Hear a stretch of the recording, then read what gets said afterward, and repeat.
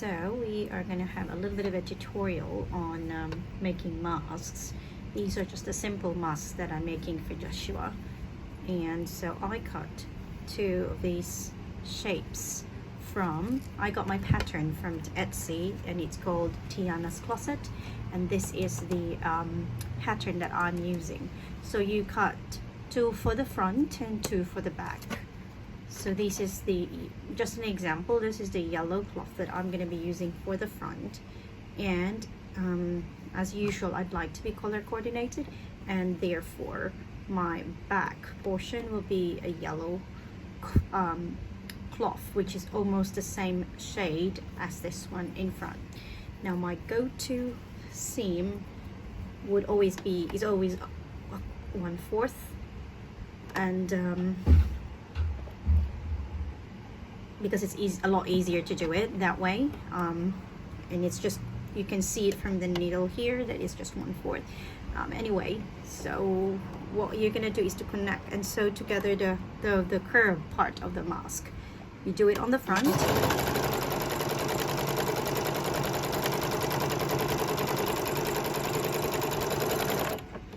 and likewise you do it for the back, which I've already done, as you can see. The stitches are automatic. I use a 2.5 centimeter. After that, what I do is you stitch them together, so you put them to the front and connect them. And I know that the camera might be too close, so it's a bit difficult to see, but as you can see, I connected these two together. This is the back and this is the front. Right sides in, and sew them together just on the top, so top and bottom, and keep the sides open, because you're going to turn it inside out later. As usual, 1/4 seam.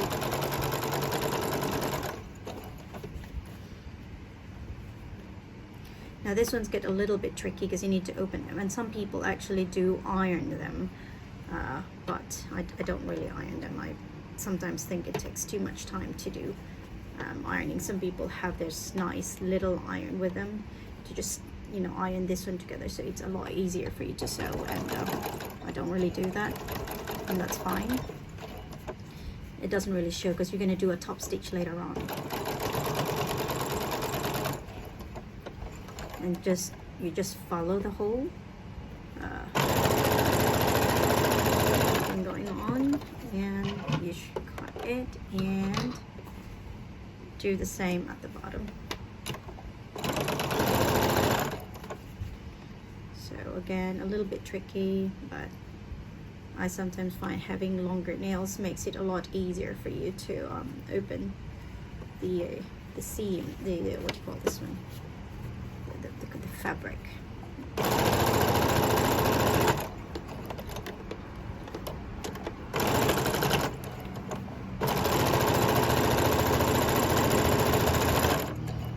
you go. So what you're gonna do now is turn this one, the fabric, all inside out. As you can see while making the mask, I've been touching the cloth everywhere. Now, obviously I washed my hands, but then again, everywhere people makes this in the factory, or, you know, just home-based kind of production, and so whether or not they wore gloves in trying to make the masks themselves, even in especially those home-based ones, they've touched the mask. Bottom line is, when you buy your mask, should always, if they are fabric ones, you should always wash them first before you use them. That just makes sense, because what you're using is stuck to your face, so near to your mouth. Anyway, we're almost done. I've almost turned the two front and back fabric, which is now merged into one, into inside out. And as you can see, because of the curve, there's a little bit of a curve in front, which makes the breathing a lot easier. I have found a lot of patterns online, but I preferred this pattern from Tiana's Closet because of this nice curve in front that makes it so easy for you to breathe, and because it's already like curved, when you breathe in, the fabric does not go back sucking in into your face, therefore occluding your, you know, the air going into your nostrils. Now what I usually do is I fold the sides together towards in, and normally I don't measure them anymore because I've been so used to making them. But actually, if you just got yourself a ruler or a tape measure, they're almost, I think, 10 centimeters or 9 centimeters for kids. That's 9.5 centimeters. It doesn't really matter because you're just going to be using this so as a strings on the side. So this is just a normal rubber bands that I use, and what I do is I put a marking. I don't know whether you can see it clearly here, but I usually put like a marking, which is, as this one you can see, it's about 1 centimeter, and this is also another 1 centimeter, so that you can see how far along you can put them inside, just like that. Now this is pre-measured for my son. This is in the length of this is total 13 centimeter. So when he wears them, it fits nicely in his on his face. Anyway, so what I'm gonna do now is do the top stitch with this one in. Now this, I do not follow a 1/4 seam, but I just, you know, try and stitch it as close as I can.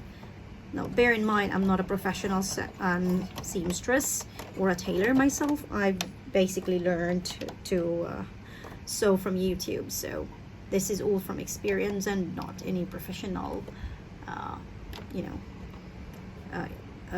like a must do. Anyway, so once I stitch 3, I put the other end, then you can see the marking as well on the other end of that side.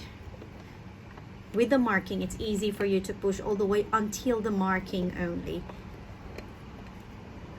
and just stitch all the way.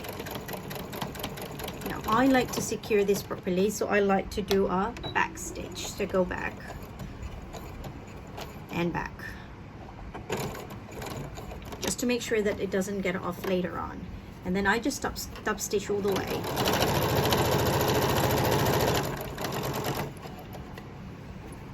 Again, sewing masks is actually relatively easy. Some people do 2-ply, some people do 3-ply.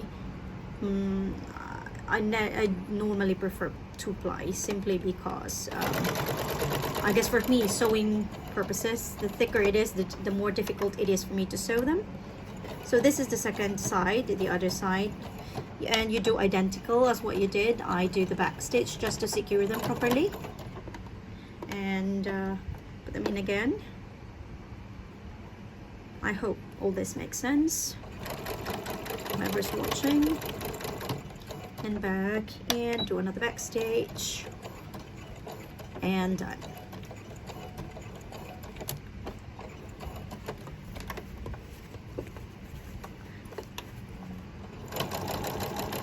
The top stitch also adds a little bit of a, not just but it keeps the form of your masks, and may keep it a little bit rigid because it's fabric.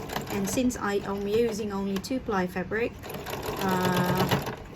it's therefore not as thick that could retain its form. So I am almost at the very end. So what I normally do is go all the way to the end. That's right there. And stitch and back. That's it. That's your mask right there, all in maybe 15 minutes. Did we do 15 minutes? I think the cutting might take a little bit of time if you get used to it. And just there you go. There's the back part of the mask. Let me just move the camera a little bit further away now that we actually finished the sewing. So this is the back part and this is the front part, and all you can do is shape it that way, and there you have it. Your mask is done. This is strong because you did a back stitch on all the sides, and just like that you've got a mask, and you can, you know, choose any kind of fabric that you want. Another tip is that I actually laminated this one because I made a lot of patterns. I cut the seam allowance and then I laminated it so that it's not going to destroy the paper. Then you can just use this one pattern to trace any fabric, which is a lot easier. And there you have it. Hope that helps a lot in making your masks.